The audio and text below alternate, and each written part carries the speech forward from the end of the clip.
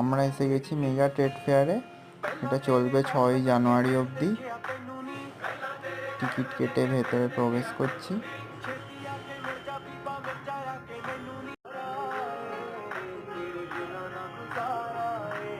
এবার আপনাদের ঘুরিয়ে দেখাবো ভেতরে কি কি পাওয়া যাচ্ছে।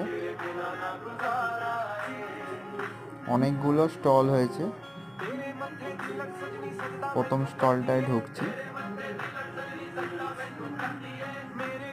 বাকিটা বললো গান দিয়ে দাও।